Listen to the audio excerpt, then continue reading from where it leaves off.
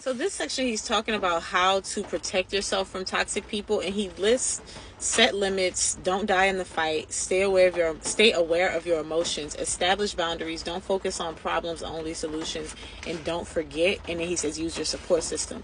I want to focus on the section that says establish boundaries. This is the area where most people tend to sell themselves short. They feel like because they work or live with someone, they have no control over the chaos. This couldn't be farther from the truth. Once you find someone's behavior more predictable and easier to understand, you're equipped to think rationally about when and where you have to put up with them and when you don't. For example, even if you work closely with someone on a project team, you don't need to have the same level of one-on-one interaction with them you have with your other team members. You can establish a boundary, but you'll have to do it consciously and proactively. If you let things happen naturally, you're bound to find yourself constantly embroiled in difficult conversations. But if you set boundaries and decide when and where you'll engage with a difficult person, you can control much of the chaos. The only trick is to stick to your guns and keep boundaries in place when the person tries to encroach upon you, which they will. This is one of those instances where I feel like when you establish boundaries, at first, it actually requires a lot of active engagement from you and a lot of active thought, because you do have to sometimes think about potential scenarios that you might have to react to, right?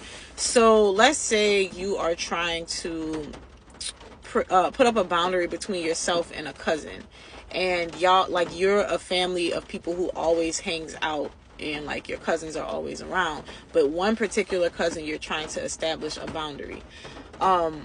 You have to actually think about the types of engagements that you have with that person, right? So you have to be like, okay, normally when we talk, she asks me questions about this, this, and this, and I really don't know that I want to have these conversations. So it helps to actually think about, like, okay, well, if she asks me something pertaining to work and I don't want to talk about work, because maybe this is a cousin that's like always asking you about what's going on at work just so that she could one up you, or always asking about what's going on at work just so that she could tell you it's a stupid idea, or like you deserve better, that job is stupid, and maybe you're just tired of it, right? So if you can anticipate some of the things that are going to happen in your interaction with this cousin, you can pretty much set yourself up for preparation, and you can set yourself up with how you might potentially redirect the conversation if it comes up.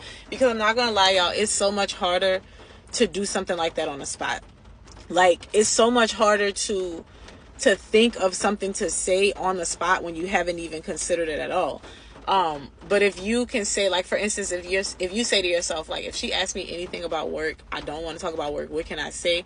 Maybe you have like a fallback statement, like, hey, like, we're all hanging out, it's a relaxed day, I really don't want to talk about work right now. And that sounds really gentle, right? As opposed to, let's say you hadn't thought about it and now she asks you about work, and now you're kind of like frozen and on the spot, and you're like, and you don't really know what to say. So I do feel like when you're establishing those boundaries, especially as a person who's more introverted or like non-confrontational, it definitely helps to think about some things that you can say to redirect, or to think about some things that you could say to not engage with that person. Because I'll also add that you could also just choose not to be so close to that person in that environment. So like, she's talking about a work environment here, but in a personal environment where you're in mixed company with people, you don't necessarily have to deal with somebody just because they're there. You can go find yourself on the other side of the room. You can go find yourself engaged in conversation with another person. You don't have to necessarily deal with that person just because they're right there in front of your face.